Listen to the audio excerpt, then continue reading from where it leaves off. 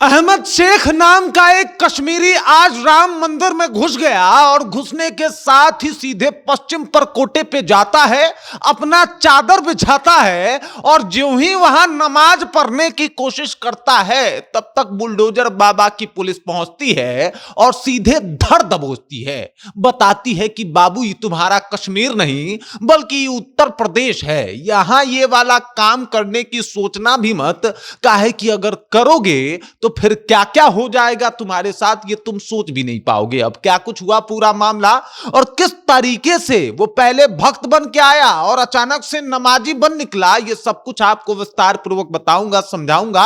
लेकिन उससे पहले मेरा परिचय जान लीजिए। मेरा नाम है रजत और आप जनता जंक्शन देख रहे हैं। मामला उत्तर प्रदेश के राम मंदिर का है। राम मंदिर जो अपने भव्यता और सुंदरता के लिए जाना जाता है, जो अपने इतिहास के लिए जाना जाता है और उसकी लड़ी गई लड़ाइयों के लिए जाना जाता है कि किस तरीके से इस राम मंदिर का निर्माण हुआ। लेकिन पहले यहां बाबरी मस्जिद था जिसको गिरा दिया गया और वहां पे राम मंदिर की स्थापना होती है। और अब इस राम मंदिर की अगर बात की जाए तो पूरे दुनिया में इसकी चर्चा है। लेकिन वहीं पे कुछ लोग अपने नापाक इरादे से पहुंचते हैं और वो कहा जाता है ना, माहौल बिगाड़ने की कोशिश करना। वो माहौल बिगाड़ने की कोशिश शेख अहमद के द्वारा किया गया। शेख अहमद जो कि वहां पे पहुंचा था नमाज पढ़ने के लिए। दरअसल आपको बता दूं कि जब इनके जेब को खंगाला गया तो आधार कार्ड मिला और आधार कार्ड मिला तो पता चल गया कि साहब ये कश्मीर के रहने वाले हैं और ये आए थे यहां पे माहौल गर्म करने के लिए। अब जिस तरीके से ये नमाज पढ़ने के लिए आए,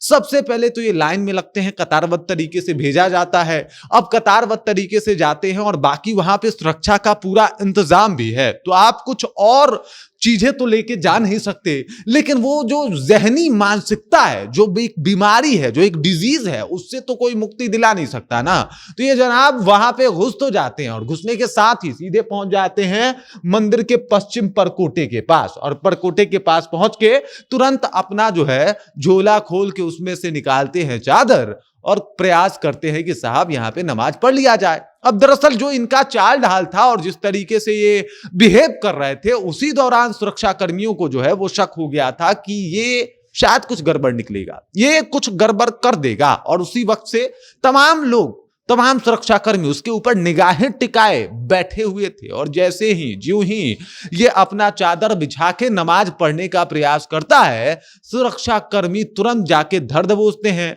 इसकी सूचना जो है वो पुलिस प्रशासन और तमाम जो वहां पे लोग थे जो सुरक्षा के लिए उनका जो है रखा गया है, उनको कॉल किया जाता है। और कॉल करने के साथ ही वो सब लोग के हाथ पांव फूल जाते हैं। और इसके पीछे के कारण है ये महोदय। अब सबको पता है कि राम मंदिर जो है वो भाजपा और खास करके योगी जी के नाक का विषय है। और ऐसे में योगी जी किस तरीके से उत्तर प्रदेश को चलाते हैं ये किसी से छुपा हुआ नहीं है। शायद ये भूल गए थे कश्मीर से आने वाले शेख मोहम्मद जी कि इनके साथ क्या कुछ हो सकता है, शेख अहमद जी माफ कीजिएगा, कि इनके साथ क्या कुछ हो सकता है और किस तरीके का अंजाम से इनको गुजरना पड़ सकता है। अब दरअसल योगी बाबा का जो प्रकोप है वो इनके ऊपर पड़ने वाला है। और योगी बाबा के शासन काल में, योगी बाबा के उत्तर प्रदेश में अगर इस तरीके की हरकत करेंगे तो साहब बुलडोजर चले बाद में, वो कश्मीर में बुलडोजर तो नहीं चलेगा, लेकिन यहां पे जो चलेगा वो आप रोक नहीं पाएंगे, समझ नहीं पाएंगे। इनकी गिरफ्तारी हो चुकी है, इनको हिरासत में लिया जा चुका है, पूछताछ जारी है। इनसे पूछा जा रहा है कि आखिरकार ये हरकत करने की आवश्यकता आपको क्यों पड़ी। आप कश्मीर से यहां तक, मतलब आपको कहीं नमाज पढ़ने का जगह नहीं मिला और आप यहां आके